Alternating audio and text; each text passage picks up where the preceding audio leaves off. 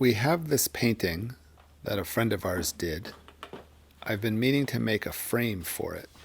I had been thinking about a frame that I would make out of pieces, so it would sort of be a segmented frame, and the pieces would run perpendicular to the sides of the painting. So you'd sort of have these strips that the frame would be made out of. And I thought that would kind of follow the typology of the painting. But in thinking about it, I didn't want to overpower the painting with the frame. The project still needed to be about the painting. I decided I would just do a much simpler frame. Then it became a question, do I do a thin frame? I've seen that on paintings a lot. Or do I do something thicker and at least a little bit beefier? So that's what I decided to do. And I have these pieces of pine paneling that I got, and I thought I could use some more of those. The idea was to make something that would be flush with the surface of the painting, then have some artificial thickness to make the frame seem bigger and thicker.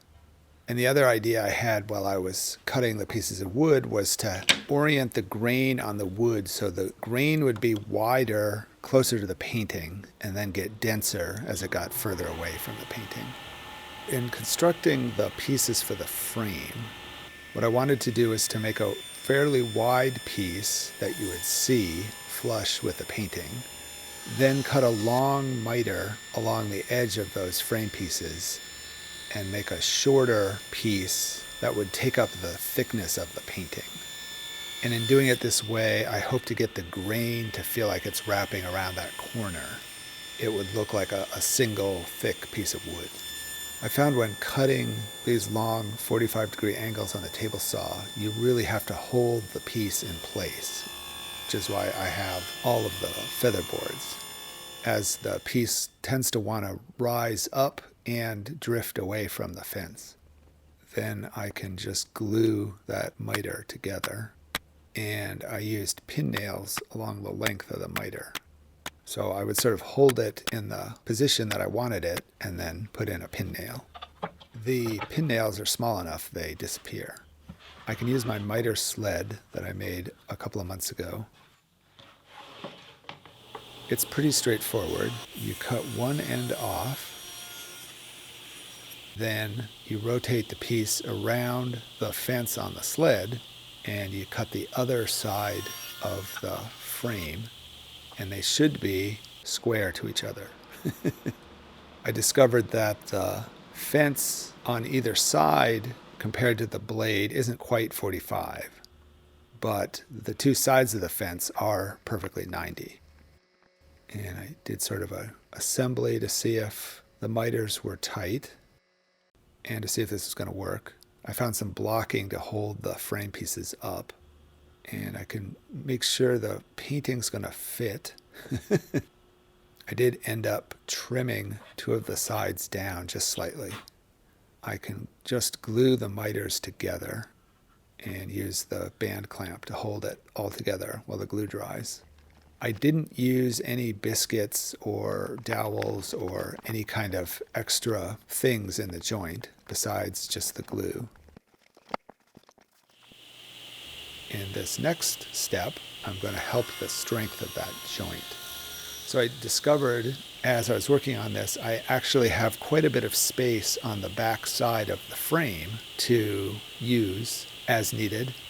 The thought I had for this corner joint was to simply glue the joint together, then put corner pieces on the back side to help hold that joint together a little better.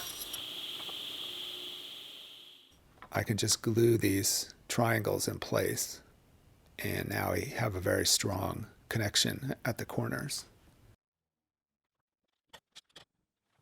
And I want to make sure the painting fits again, so I put a old pillowcase down so I can put the painting down on the table face down, and I can figure out how to mount the painting into the frame. I had thought I would run some pieces across the back of the painting from the frame, but in doing the corner pieces, I figured out that I could make sort of a tab that would come out from the corner and be attached to the corner blocking I had made. And that tab would then hold the painting at the corners. And what I liked about this is then the painting from the front will appear as though it's just floating in the frame, and there really aren't any connections, as there's just a small connection at each corner. So I had to make those the right thickness so they would hold the painting flush to the frame on the front. Then I marked for some screw locations, and I can attach these into each corner. I can just use 2 screws. Then I sanded everything, and I can put finish on the frame now. I just went with polyurethane this time. So I put 2 coats on, and once that was dry, I sanded with 320 sandpaper. And then I put the final coat on, and I think I was thinking more like putting oil on, where you put it on fairly thick and then it kind of soaks in and you get a nice finish. But with the polyurethane, and I'm remembering this now as I did this, that the final coat you don't want to put on thick because it'll be all uneven when it dries. So I put this coat on, and I put it on too thick, and it was all uneven, and it didn't look very good. So I sanded it a second time. Then the final coat I put on as thin as I possibly could, sort of more like rubbing it on than really wiping it on. It was just the thinnest possible coat, and that worked really well. And it gave me a very even, not too shiny finish. Then I wanted to put the painting into the center of the frame. And I started with shims, but at first they were too thin, and then I cut them, and then they were too thick. So I ended up with clamps that actually worked pretty well. So with just a little bit of clamping force, I can sort of hold the painting in the center of the frame and then attach the corners. It seems to work. This is where we want to hang the painting, and we've had this picture up here for a long time, and I'd forgotten what was in the brick that was holding the picture up. And there's 2 of these bolts in the brick mortar. I realized I wasn't going to be able to just put a wire on the back of the frame like I had thought I would.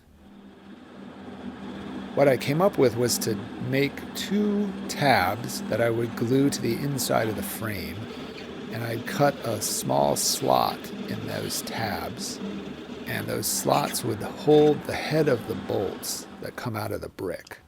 The bolts would sort of have somewhere to park in the back of the frame. So I cut the piece, I had cut the tabs in down, and I cut the piece to the length. The other thing about the bolts that I'd noticed is that they weren't quite at the same height. So I had to make the thickness of my 2 tabs slightly different. And this worked out, so the painting ended up hanging horizontally, or level, I guess. So the tabs just glue into place. They don't need to be real strong, they just need to not slide around. And I can put the painting up. And it took a little bit to learn how to sort of feel where that bolt is and make sure it's in the slot. And it seems to work. It's nice having something different over our fireplace.